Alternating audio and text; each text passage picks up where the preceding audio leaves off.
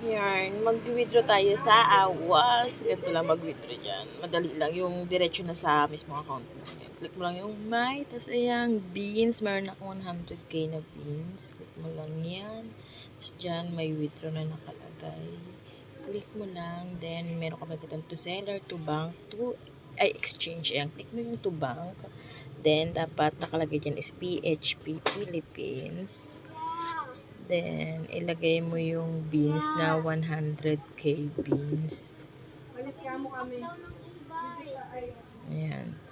Then, click mo yung wallet. Tapos, ilagay mo na, ayan, sa wallet na yan, ang bank name lang is GCash lang talaga. And then, ilagay mo na yung first name mo. Dapat parehas yung ilalagay mong name, last name sa GCash mo.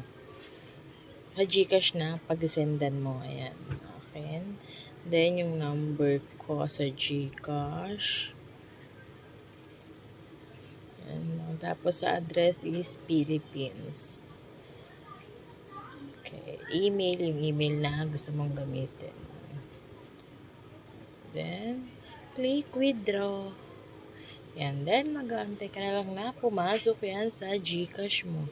Yan, nabawas na yung 100k. Natira yung 729 beans din. Waiting na lang ng